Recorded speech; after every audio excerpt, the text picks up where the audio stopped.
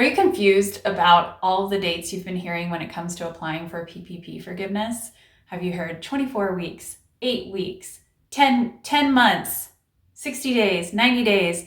You've probably heard all these things being thrown out and you're trying to figure out, well, what really matters and what matters to you. That's what we're going to talk about today in this video. We're actually going to draw out a timeline and I'm going to explain exactly how long you have to apply for forgiveness and what you can expect from both your bank and the SBA. All right, so if that is interesting to you, please stay tuned. And then if this type of information is helpful to you, please go ahead and subscribe to the channel and share this video with anybody else you know who might need help along the PPP forgiveness process. All right, well, let's get started. We're gonna go grab a piece of paper. The couple things that I really wanted to talk to you guys about was the initial loan disbursement and then from when you first get the money to really when you need to apply for forgiveness. So the most important date that we talk about is the disbursement date. And this is the date that you get the money. So whatever date that is, that was probably sometime between April and June 30th. I mean, some of you got loans up until August when that second round came through, or at least they extended the date. But when the timeline starts is really at the disbursement date. And then originally, if you had a loan before June 5th, we all thought that we only had 8 weeks to spend the money. So after that happened, we had this 8-week potential covered period. Okay, but when the Flexibility Act came out, it said, no, now you have 24 weeks. So you have 24 weeks to spend your money. And this extends over that 8 weeks. 24 weeks to spend your money, okay? Whatever date that ends, it has to end before December 31st, but at the end of the 24 weeks is the end of covered period. Okay, so you need to know when the end of your covered period is, okay? So it's gonna be 24 weeks, unless you elect into 8 weeks. It's going to be 24 weeks after your disbursement date. All right, and remember that all loans defaulted to 24 weeks as a covered period unless you specifically elect and use the 8-week covered period instead. And that's good for some people, but not most people are electing into the 24 or are going with the 24 weeks. You can elect into 8 weeks. Otherwise, it's default to 24 weeks. All right, now after the end of the covered period, you have 10 months to apply for forgiveness.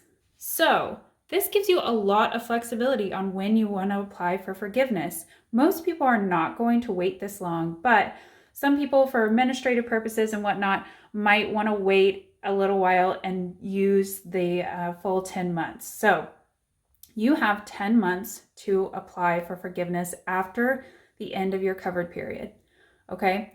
Now, this is really important. You can apply for forgiveness before the end of your covered period if you have spent all the money and you want to go ahead and apply. So let's say you're 20 weeks in and you know that you've already spent all your money, you can go ahead and apply for forgiveness. And if that happens, you might be here. If that happens, then you don't even have to worry about the 10 months because you've already applied for forgiveness. This 10 months is just an allowance on how long you have to apply for forgiveness. So you can just X that out if you decide to apply before the end of your covered period, or even if you want, whenever you start to apply, maybe you're 1 month after your covered period, then this 10 months just becomes unimportant to you.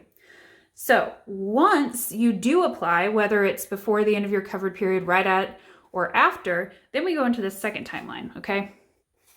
And excuse my art skills, I am a CPA. No, I do not have great handwriting or good drawing skills, but I'm gonna do what I can to explain this to you guys. All right, so once you apply for forgiveness, it goes to your bank, all right? And once your bank gets your application, they have 60 days. They have 60 days to review your application, and then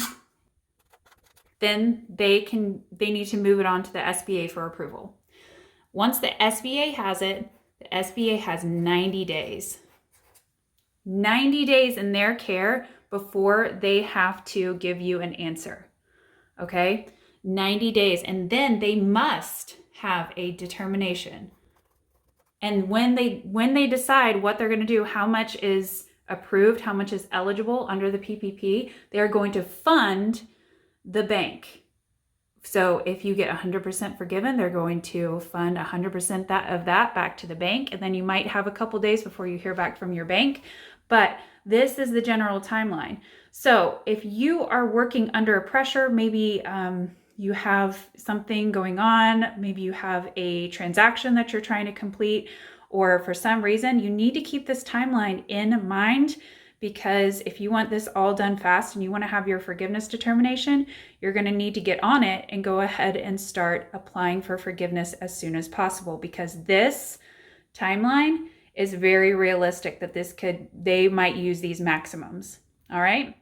Well, I hope that was helpful. I mean, sometimes just a good old pen and paper is exactly what you need. Again, sorry for my bad handwriting, but hopefully that is helpful to you. And if you guys have any more questions or any other dates you'd like explained, please put them in the comments below and I will do my very best to get answers back out to you. All right. Well, thanks again, you guys. Bye.